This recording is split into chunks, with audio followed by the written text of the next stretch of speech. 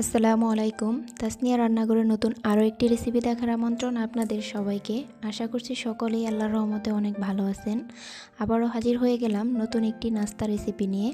আজ আমি আপনাদের সুজি, ময়দা আর একটি ডিম দিয়ে ভীষণ মজার একটি নাস্তা রেসিপি শেয়ার করব। এই নাস্তাটি বানিয়ে আপনারা এক সপ্তাহ পর্যন্ত সংরক্ষণ করতে পারবেন।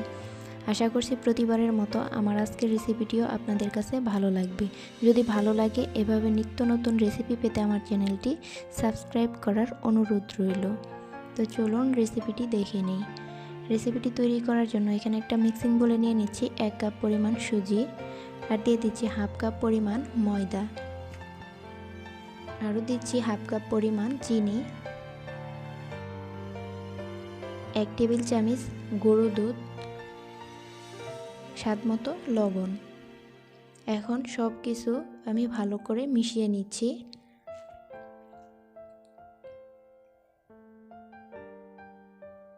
মিশানো হয়ে গেলে এখন এর মধ্যে দিয়ে দিচ্ছি 1 টেবিল চামচ সয়াবিন তেল,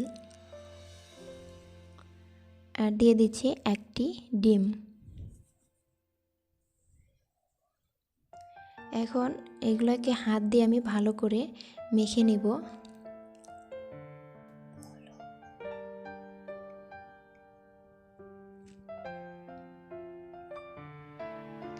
মাখানোর সময় যদি শুকনো মনে হয় তাহলে এর ভিতরে সামান্য পরিমাণ পানি অথবা দুধ মিশিয়ে নিতে পারেন। তবে খেয়াল রাখবেন ডিমটা যদি ছোট বড় হয় সেক্ষেত্রে বুঝে শুনে পানি অ্যাড করবেন। তো আমি এরকম একটা ডো বানিয়ে নিয়েছি। এখন আমি এটাকে ঢাকনা দিয়ে ঢেকে রেখে দিব 10 মিনিটের জন্য।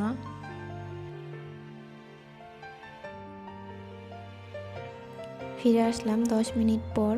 10 মিনিটে সুজিটা ফুলে ডোটা সেট হয়ে গেছে।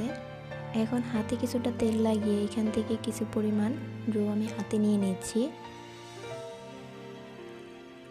এখন হাত দিয়ে এইভাবে চেপে 2 হাতের তালুতে নিয়ে এইভাবে আমি রাউন্ড শেপ দিয়ে নিচ্ছি। এখন হাত দিয়ে হালকা হাতে একটু চেপে নিচ্ছি।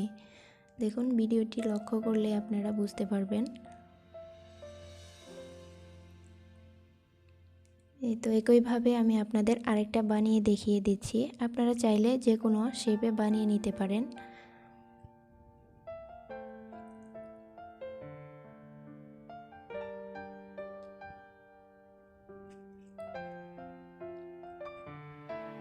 একইভাবে আমি সবগুলাই বানিয়ে নিয়েছি।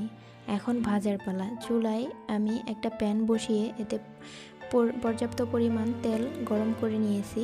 এখন একে একে নাস্তাগুলো দিয়ে দিচ্ছি।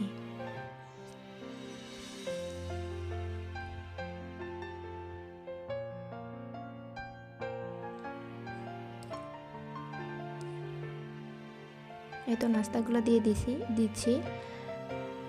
আর এক পাশ ভাজা হয়ে গেলে নাস্তাগুলো আমি একে একে উল্টিয়ে দিব। চুলার আঁচ মিডিয়াম টু লোয়ের মাঝামাঝি রেখে নাস্তাগুলো ভেজে নিতে হবে। বেশি আঁচে ভাজা যাবে না, তাহলে উপরের দিকটা কালার চলে আসবে, ভিতরের দিকটা কাঁচা রয়ে যাবে। একইভাবে আমি কয়েকবার উল্টিয়ে পাল্টিয়ে আমি গোল্ডেন কালার করে ভেজে নিব। 3 থেকে 4 মিনিট ভাজলেই নাস্তাগুলো রেডি হয়ে যাবে।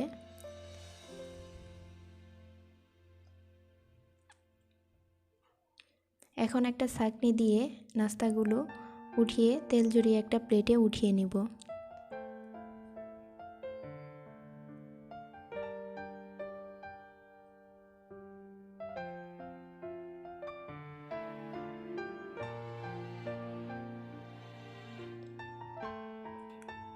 একইভাবে আমি সবগুলো নাস্তাই ভেজে নিব, তারপর পরিবেশনে চলে যাব। এই তো তৈরি হয়ে গেল ভীষণ মজার এই নাস্তাটি। এটি দেখতে যেমন সুন্দর, খেতেও কিন্তু ভীষণ মজার। আর এই নাস্তাটি ঠান্ডা করে আপনারা একটা এয়ারটাইট বক্সে ভরে 1 সপ্তাহ পর্যন্ত সংরক্ষণ করে খেতে পারবেন।